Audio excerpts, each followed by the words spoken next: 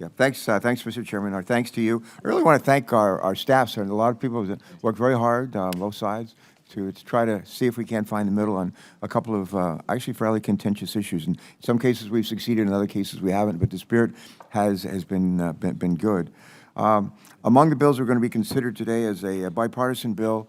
Title of it's Fraud Reduction and Data Analytics Act, sponsored by the chairman, myself, Senators Tillis, Senator McCaskill.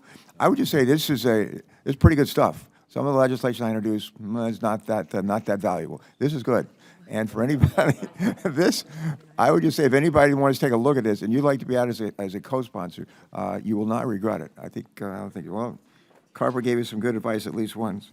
But the bill would require stronger financial controls for federal programs that would help agencies better identify and prevent fraud.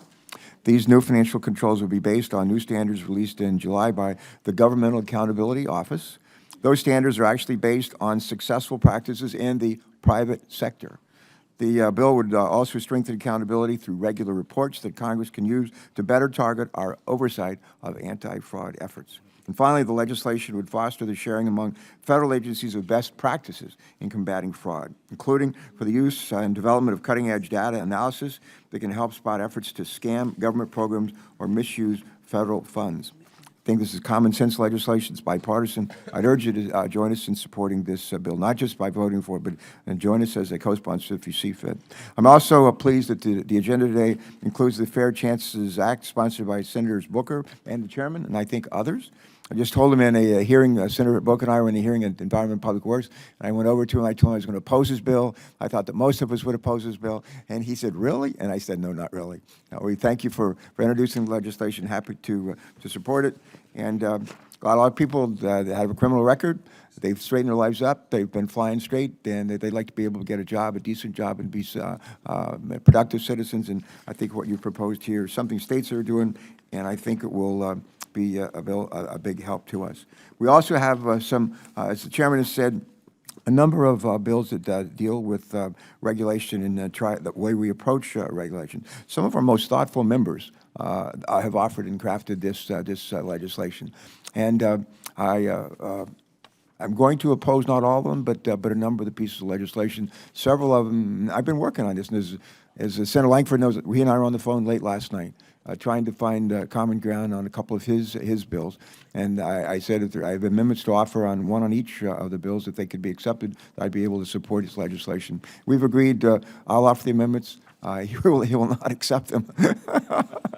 And we'll live to, not to fight another day, but to work together to hopefully find common ground. Angus King, as I think most of you know, Angus is a great guy, a great member here, great governor, and he has proposed a piece of legislation I just feel is just wrong and wrong-headed. I'd say that if it is in a room, but I just can't see my way. We have a fundamental disagreement. What he's proposed here is a BRAC-like approach. A BRAC-like approach to regulations. Here's the way BRAC works. I'm a big supporter of BRAC. I've always supported BRAC. The folks that are going to the BRAC Commission stuff actually came in, the Secretary of Defense came in and said, we're going to take all the airplanes away from the C-130 aircraft, away from the Delaware National Guard. Take them all away. And we're going to put some of them in North Carolina. We're going to put some of them in Georgia. And we had the right to appeal. We had a right to appeal to a 9-member commission.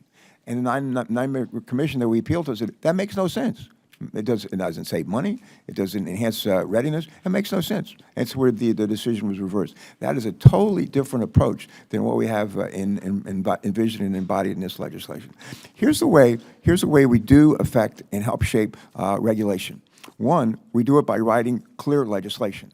Not ambiguous legislation, but clear legislation. We do it in not just in the colloquies we have in a markup, but we do it in report language of the bills we report out of committee. We do it in the way we debate on the floor, the colloquies that we have on the floor, explaining what our intent is. We do it in conference. We do it in conference report language that comes out of a conference report. We provide, when agencies say they're going to write rules on the bills that we've passed, we have the opportunity to provide input. We have the opportunity to provide input to the regulators, ourselves, on behalf of our constituents, and to even arrange meetings and telephone calls so that our constituents or folks that are interested in these rules have a chance to provide input. We have the opportunity to submit comment on draft rules. We have the opportunity for extended comment periods. I just was involved, some of you too, in getting the Department of Labor to extend the comment period on fiduciary rulemaking that they were going through. We have the opportunity to join in the friend of the court lawsuits, amicus briefs. I'm a lawyer, but I've done this sort of thing, and I know others of you have as well. We can ask OIRA to expedite review of regulations. We think there's a reg that they're maybe not planning to review. We can ask them to do that. We can't mandate it, but in the last couple of years, Mr. Chairman, in the last couple of years, I asked how much of retrospective review has OIRA actually done? Started under Cass Sunstein at the direction of the president. And as it turns out, according to the most recent update from OMB, federal agencies have now completed, get this, over 175 retrospective initiatives, which are expected to yield $22 billion in savings over the next 5 years. And finally, when regs are adopted that we don't like, that we think are faulty, we can hold hearings. We can hold hearings. We can expose these rules. We can bring in OIRA and say, why don't you work on this particular regulation? So I would just say, for all those reasons, I'm not able to support Angus's. Don't tell him I said the nice things about him, but just that he really opposed your bill because he thought it was not well thought out. And I just explained some of the reasons I don't think it's necessary. But I look forward to finding common ground where we can, and in some places not.